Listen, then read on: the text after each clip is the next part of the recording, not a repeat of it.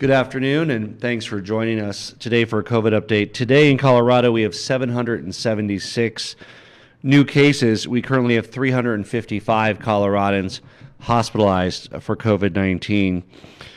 We also want to remember the people we've lost, 5,927 Coloradans who died from COVID, each one a friend, a sister, a brother, mother, father, and or uncle. And my heart goes out to those who are mourning the loss of their loved one here in Colorado, across the country, and across the world.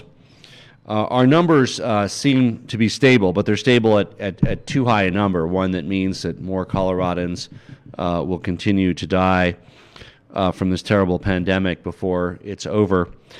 And these trends are not a sure thing. I think what is sure is that as we await the good news on vaccines, and it's soon to be coming, and we'll update you on exactly where we are. It's very important that Coloradans wear a mask and stay 6 feet apart from others whenever they can. We've had enough misery and loss and death, and it's within our ability to help minimize that in the final months of the pandemic. 5,927 is too many Coloradans, and we owe it to ourselves and others to prevent additional unnecessary loss as we enter the final months of the pandemic. With each new day, more and more vaccines are getting into arms. Highly effective, safe. We've had about 988,789 Coloradans have gotten their first dose. That's more than 1 in 5 of people over 18, and 500,102 second doses. Since we received that very first dose of the vaccine in mid-December, and I got to go to the Veterans Living Facility to see some of our Korean War and Vietnam veterans receive the life-saving vaccine, we've been racing against the clock to get the vaccine to those who are at highest risk, the most vulnerable, ending the pandemic, reducing lives lost, ending the threat of overwhelming our hospitals.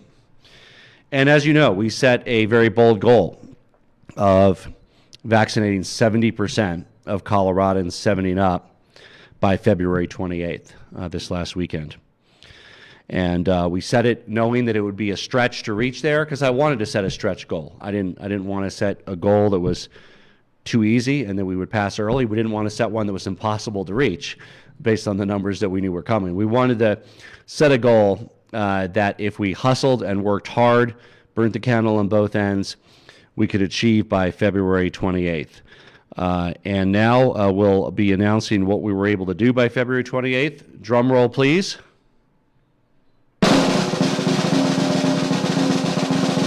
Okay. By February 28th, we vaccinated 70.7% of people 70 and up in Colorado. That's 397,531 Coloradans aged 70 and up. I want to thank the team with Scott Bookman, General Sherman, all of our hospitals and community health clinics and county health departments, pharmacies, so many others. I want to thank the volunteers who worked at clinics to protect our most vulnerable, working around the clock to get shots into arms. Colorado, 70.7% of people aged 70 and up have now been vaccinated. And I really hope it doesn't end there. While across the whole population, we would be thrilled to reach a 70% number. I hope there's more folks out there 70 and up that are willing to roll up their arms and get the vaccine, folks that might have been sitting on the sidelines. You are still a priority. You are still prioritized. When we can find people 70 and up who haven't had the opportunity to have the vaccine, we want to make sure you have that opportunity this week, as soon as possible, tomorrow, the next day. But I am thrilled that we reached over 70% of people 70 and up. And again, across the whole population, that's a number that ends the pandemic. We'd be thrilled with 70%. We do hope that people in their 80s or 90s, if for whatever reason they haven't gotten it yet, please, you are a priority. You are at highest risk. Please get that vaccine in the next week or two. As you know, people over 70 and up have represented 78% of the deaths in Colorado from COVID, just over 40% of the hospitalizations. So we've made tremendous progress towards protecting folks that will significantly bring down the death rate and in a significant way reduce the hospitalization rate as well by about 40% as those folks are protected. Keep in mind that everybody 70 and up is not protected yet. Some got the vaccine last week, some 2 weeks ago. Remember, it takes the 2 doses. Some are waiting their second dose. They might get in a week or 2. And then 2 weeks after that second dose is when they have the very, very high level of protection. And we hope that they're able to resume their lives, their normal lives, social lives with confidence, knowing that they have the very best protection that modern science can provide. That sort of tragic number, 78% of our fatalities over age 70, is the reason we've prioritized our most vulnerable, those at highest risk from the virus, those at hundreds of times the risk of healthy people in their 20s. From day one, we've approached vaccine distribution in a way that saves the most lives, is equitable, and ends the pandemic as soon as possible. That has been our guiding light, and we are proud to be at 101% of that goal by February 28th of vaccinating people age 70 and up. As you know, if you're 65 and up, you can now get vaccinated anywhere in Colorado. And then on March 5th, this Friday, it will open up to people age 60 and up across our state. Again, that doesn't mean if you're 61 years old, you can automatically get it Saturday. We'll walk through the vaccine numbers, but it'll take several weeks. So some people who are 61, 62 will get it Saturday and Sunday. Some will get it the following week, some the week after that, and some the week after that. There's simply not enough vaccines for everybody who's in an eligible group to get it all at once. So please be patient. You will get it. And we are making great progress on 65 to 69. They have this window through Friday, and then on Friday it opens up to 60 and up. But of course, people over 70 will continue to be prioritized, and there are still many people 65 to 69 who are waiting to get it, who will get it in the coming weeks as well. And we're excited by some of the announcements around new vaccine supply that I'm going to walk through. We're very excited that we will receive our very first doses of the single dose, the highly effective and safe single dose regime, the Johnson & Johnson vaccine.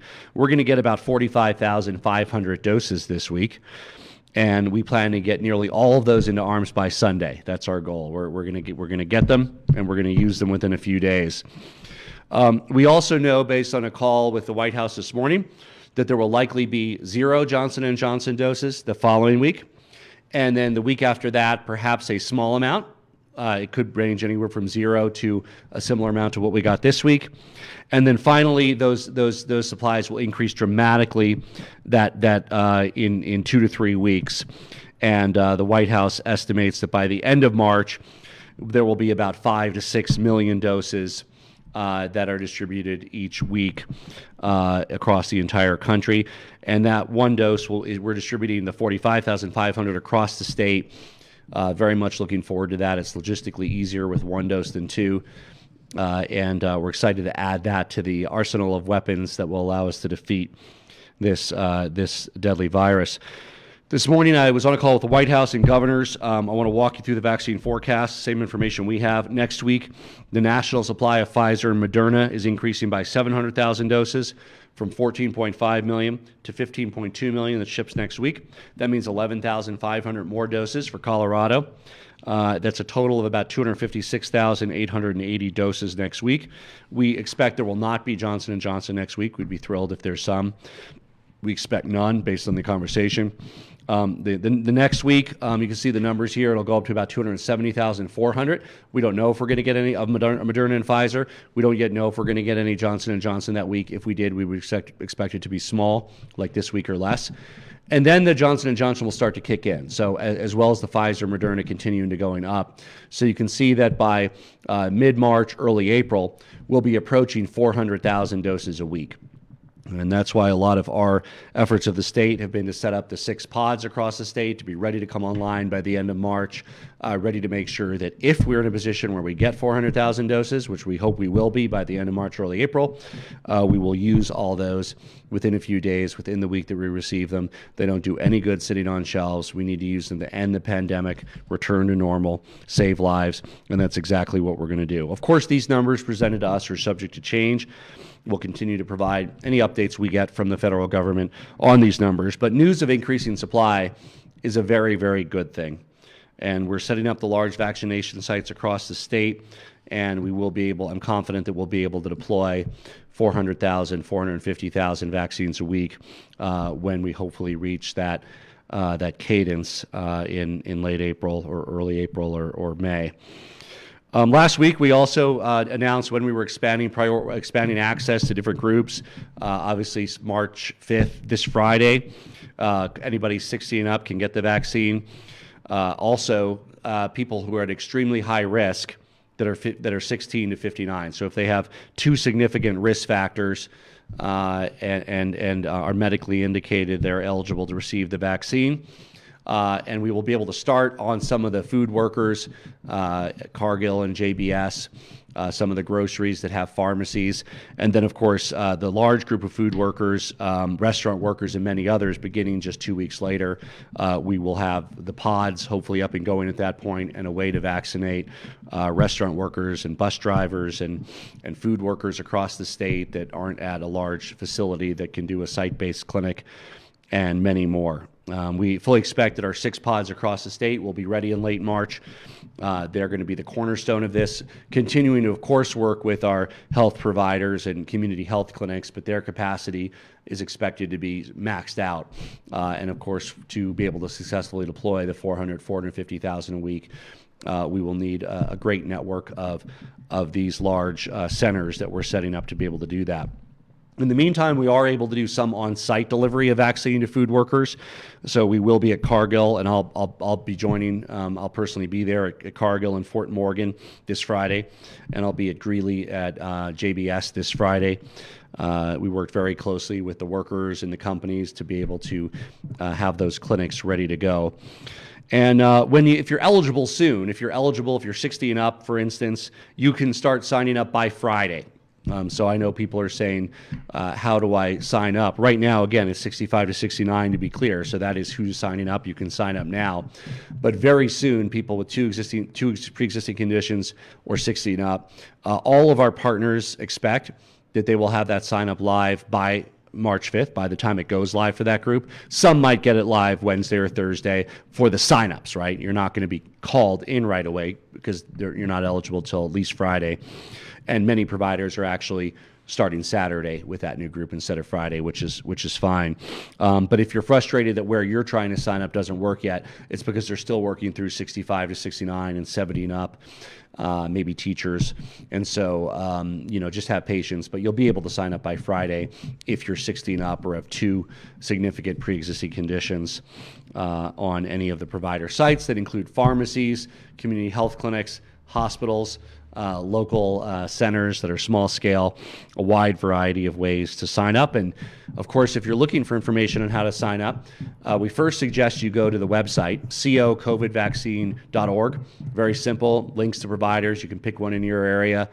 I was texting a lady last night, 65, and she couldn't. And I just sent her the website, and she found a pharmacy appointment to set it up. Very easy. You can also call 877-CO-VAX-CO, and this is especially if you're watching this and you're not comfortable using the internet. By all means, call 877-CO-VAX-CO. That is for you. Don't feel guilty. If you know how to use the internet, by all means, sign up. Follow the links. Pretty easy.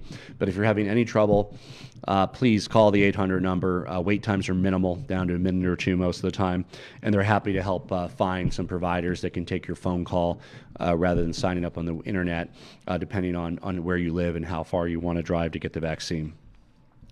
We are fast approaching the 1-year anniversary of the very first case of COVID-19 in Colorado, and it's time to really reflect on where we've been, where we are, and of course, where we're going in the coming months as we bring an end to the pandemic through the highly effective and safe vaccine. The things that have saved lives and prevented disease transmission these last 12 months are even more important now than ever before. The declines across the nation and in Colorado have leveled out. In some states, the rates are increasing again, inevitably followed by hospitalizations and deaths. We do not want Colorado to be one of those states. So what do we need to do? You all know at this point, but we can't be tired of it yet. Wear a mask, social distance, stay 6 feet apart from others whenever possible, limit your social interactions. I'm confident that summer will be very close to normal based on these vaccine predictions that we have today. We are very hopeful that people who want the vaccine will be able to access it in April and May in time to have a summer that allows them to enjoy everything that Colorado has to offer. It all depends on the supply of vaccine. I'm expressing, of course, optimism today based on the conversation with the White House, but anything could happen along the way, including additional mutations or variations. But from where things look right now, as long as we can get through the next couple of months and continue to be cautious and careful, we can avoid overwhelming our hospitals, avoid another wave in Colorado, avoid unnecessary loss of life of our brothers and sisters and aunts and uncles, and be prepared to fully enjoy what Colorado has to offer very soon. I'm proud of the progress we made around vaccine distribution, but of course we can't claim victory yet. We need more vaccines. It's because of the actions that you as Coloradans are choosing to take that we are seeing lower case rates than many states across the country. And it'll also be the actions of Coloradans, namely choosing to take the vaccine when you're eligible, that will bring an end to this public health crisis. I want to thank you, my fellow Coloradans, for your hard work, the sacrifices you've made socially, psychologically. But you know what? We need to keep it up just a little bit longer. I want to thank all of you for everything you've done and will do in the coming weeks and months to put an end to this horrific pandemic. Thank you, and I'm happy to take some questions. Governor Polis, it's David Clue with Denver 7. There are plenty of people out there who will not allow a Johnson & Johnson product into their arm. Can people request a specific vaccine maker over another when setting up an appointment? And if so, how do they know who's providing what vaccine? And if you're allowing, I do have a follow-up.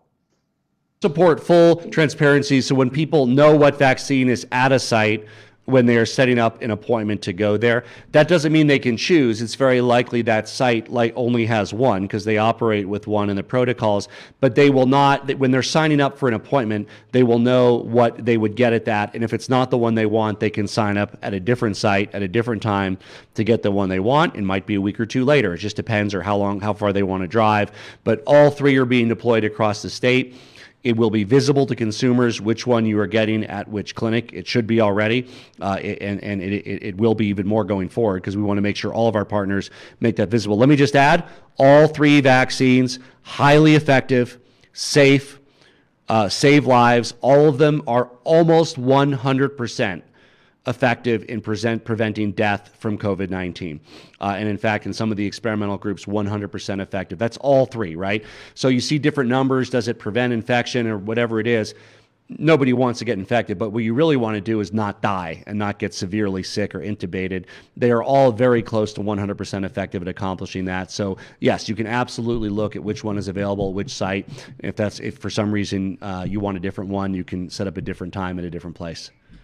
Thank you, Governor. This next question, I apologize, is a little off topic, but it is something we're following. Are you considering a pardon for Candace Bailey? And do you think somebody with a felony conviction should be able to run for office? Well, we have a process around pardons and clemency. I've really assembled a great clemency board from across the state, including members of law enforcement, people who themselves have been granted clemency, representatives of victims.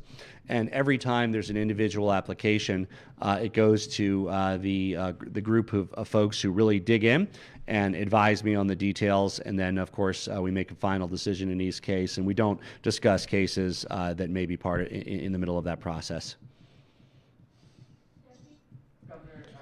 Dr. Fauci said recently that he thinks mask wearing will possibly continue into 2022, but you're talking about, a summer that's pretty close to normal. Can you kind of talk about that discrepancy?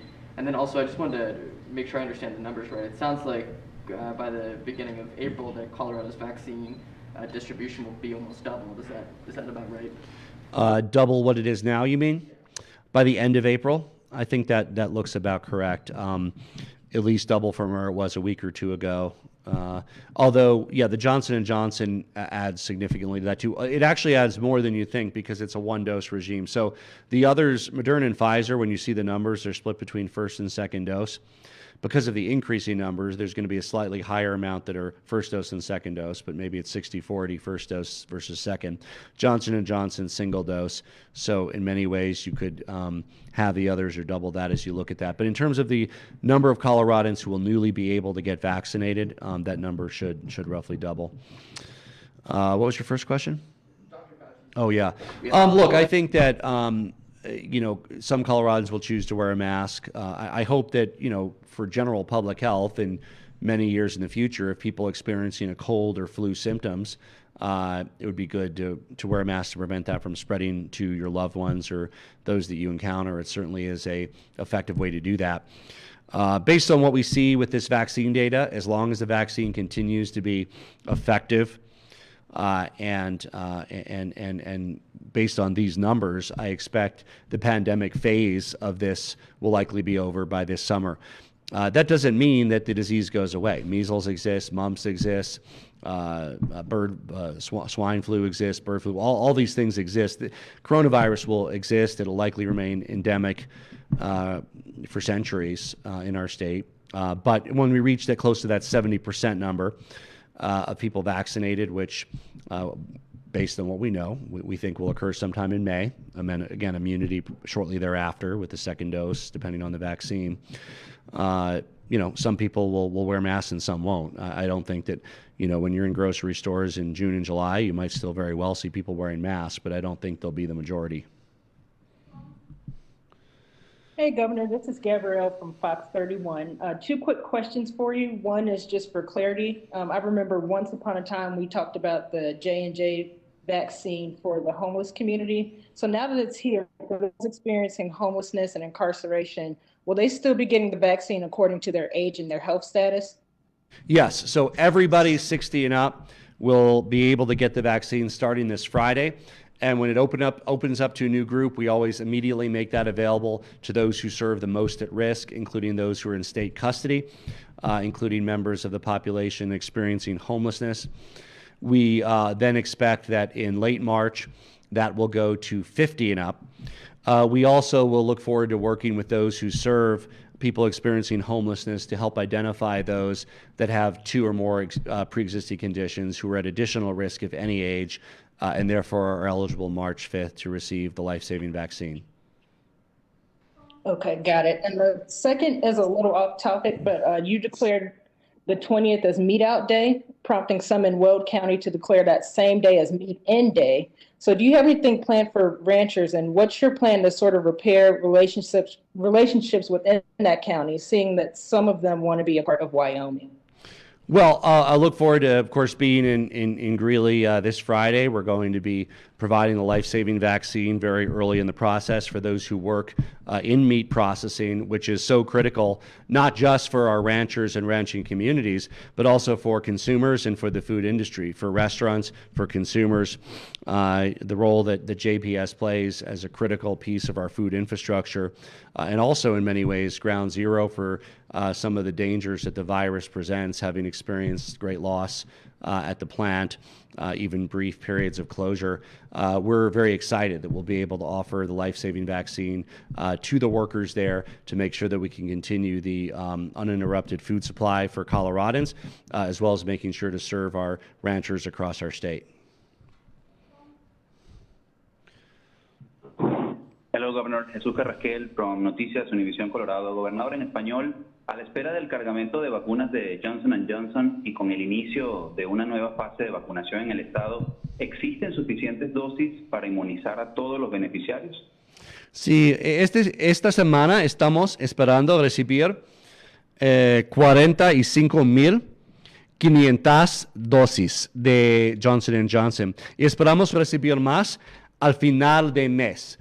Vamos a tener tal vez 2 semanas que no vamos a recibir casi nada de Johnson & Johnson, pero esta vacuna va a regresar en la última parte de marzo y vamos a recibir cientos miles de dosis de Johnson & Johnson. Todavía necesitamos más dosis en nuestro estado para servir a toda la comunidad, todos los coloradenses. Pero cada día estamos un paso más cerca de terminar esta pandemia y todos de los 3 vacunos son muy seguros y efectivos. Hi, Governor. This is Joe Vaccarelli at Denver 7. I have 2 questions, if that's okay. First off, as we move into vaccinating people with pre-existing conditions and certain essential workers, will they need to show any sort of like doctor's note or proof of employment or anything at their appointment, or is it more on the honor system? Yeah. Like a system in place? Or? Yeah. So fortunately, those who are experiencing pre-existing conditions, they're already, by and large, by nature of their pre-existing condition, they are seeking medical care with providers. So we are working with and trusting the medical professionals, the chief medical officers, those who are part of those medical records at the major hospitals to make sure that they can prioritize based on saving lives those that have the conditions that put them most at risk. There will, of course, also be a way to self-attest to those pre-existing conditions, but the proactive piece around the targeting will be done by the medical care providers who know their patients the best, with the lens of saving the most lives for those who are most at risk from this deadly virus. Did you have a follow-up? And I did. My second question, a little off topic, but we've gotten a lot of response from a story we did recently about storage units and evictions regarding that. With people not being able to keep up with some of the rents or increasing rents, I mean, would your office support a temporary moratorium on any storage unit evictions or rent increases? You're talking about storage units, not where people live, right? Right. Yeah. Well, currently, what we have with regard to people's residence, because while while at least your possessions could be saved in storage, you still would be experiencing a very difficult time in housing. We want to keep people housed wherever possible, first and foremost. That's why in Colorado, the federal moratorium is in effect. We also have a state order around penalties to make sure that there aren't such enormous penalties that rack up, that even if people who can pay the rent lose their home just because of they were waiting for a federal stimulus check or waiting for an unemployment check, right? So once they get that check, they can pay their rent along with a modest penalty. But we wanted to make sure there wasn't a penalty at the level where they would effectively lose, their ability to remain housed. We, of course, want to look at predatory practices across other industries, including storage, to make sure that nobody is taking advantage of consumers in their time of need. Governor Marshall Zellinger at 9 News. Non-COVID topic. Xcel Energy executive sent you a letter this weekend explaining the company's need to buy natural gas and electricity at $650 million more than anticipated. If the PUC approves, gas customers would pay $7.50 a month extra for 2 years, and electric customers would pay $3.50 a month extra for 2 years. Are you comfortable with Xcel's explanation about the need to buy so much on the spot market? And do you think Xcel should have to eat any of that cost and not be allowed to pass it on to customers? Yeah, first of all, this isn't just about Xcel. In fact, Xcel has less cost per customer than some other Colorado utilities. And obviously expanding the conversation to both other regulated utilities like Black Hill, as well as municipal utilities like Colorado Springs Utility, which also suffered additional loss. Certainly, in my opinion, as I expressed in my letter, before any utility wants to pass along the cost of increased natural gas to consumers, they should have shown that they've gone through everything that they can do to reduce natural gas usage during a peak. What does that mean? They basically need to proactively ask their customers to cut back. And there were some utilities in Colorado that did that. And guess what? The customers did cut back. So I don't think utilities should approach the state and say, we want to charge consumers, when during the period in time, they weren't even out there notifying people, please cut back, turn off your lights, decrease your temperature by 3 degrees, because that is a very simple, easy way to show that, yes, you can reduce usage. If after all that, every step you can within reason you've taken to reduce usage, if there are still costs because of short-term volatility, then it's a fair conversation about the proper allocation between shareholders and between customers. But I, as governor, want to do everything I can to protect customers. We are not Texas. Consumers should not be expected to shoulder unexpected exceptional costs without first being advised to reduce usage. Hi, Governor. Jason Gonzalez with Chuck Colorado. On the issue of K-12 standardized testing, do you support asking the federal government for a waiver to CMAS on the basis of using district level? On the basis of what?